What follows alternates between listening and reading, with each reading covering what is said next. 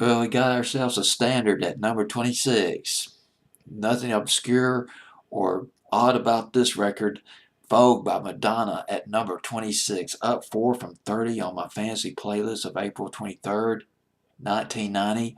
And Madonna had about, I counted, before I started this video, well, about an hour ago, I counted the number of top 10 hits she had between 1984 through 2004. Her first top 10 hit was Borderline. That was in the spring, summer of 1984. Some Night Tracks memories on that one. Heavy rotation on Night Tracks. I mean, Madonna was on fire. Starting with Borderline in the fall of '83. Not Borderline, it was Holiday in the fall of '83. And Borderline was her first top 10 hit. Her last top 10 hit was 4 Minutes with Justin Timberlake just 10 years ago in 2008. And she's had about 34, 35, 36 top 10 hits over a 20-year span. That is phenomenal. Madonna was, well, say what you will about her as a vocalist, but she was absolutely versatile. She could be avant-garde and songs like Erotica. There was the atmospheric Justify My Love in late 1990, early 1991. And there was the absolutely scintillating ray of light. One of her finest moments, I thought, as a vocalist. Great guitar. Her singing surged right into the upper registers on that one. And she could be very intimate. It's almost like she's talking to me. And songs like Live to Tell. Remember that moment where the music just stopped? Went very slow. Chill. And she starts singing, and there's light music in the background, and there she's just singing, looking vulnerable. Madonna, tough, vulnerable, controversial at times. What can you say? The ultimate, perhaps one of the ultimate divas, perhaps one of the ultimate pop goddesses of all time, and yet all too human at the same time. Read a couple of books about Madonna. You know, somebody is going to come up. I guarantee you, somebody down the road is going to come up with a 600 or 700-page volume about Madonna. And it will be well deserved. She accomplished a lot. Vogue, 1990.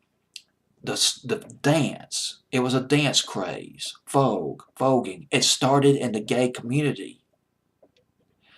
And it consisted of the dancers would execute these elaborate hand gestures, and then suddenly they would just strike a pose, very still. And Madonna, now this is the story that I was able to cobble together according to a source. Madonna was clubbing one night with a friend of hers. Her name was Debbie Mazur. They were at the Sound Factory in New York City.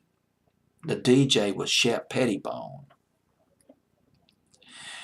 And Debbie Mazur, I might be mispronouncing her last name, but her friend first noticed the dance. These people were dancing.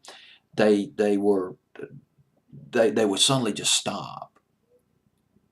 They'd stand still in weird positions, striking a pose in strange, weird positions. And Madonna was taken with it. Madonna took the idea to Shep Pettibone, who was the DJ at Sound Factory, and he was also her producer. She started working with him at the time. Madonna was like, man, this is a fantastic dance. Let's do a song about this. She and Shep Pettibone wrote Vogue. Now get this. If you're a music buff, you've probably heard this all too often. You've heard this before a million times. Vogue was originally intended to be the B-side. The A-side was Keep It Together.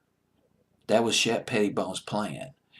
But Shep Pettibone, he had a big powwow with the music executives at Sire Records, and he played them Vogue. He played Vogue for the record executives. And the executives was like, you're considering this as a B-side? A B-side? Put it on the A side. This is a hit. #1 for 3 weeks. And Keep It Together, which was the original A side, went to #8. That's still respectable, though. I mean, we're talking about Madonna. So there it is. Vogue. Is there anything else I need to mention? I'm just consulting my notes. That's it. All right. Okay. Done. Vogue by Madonna at number 26 on my fancy playlist, April 23rd, 1990.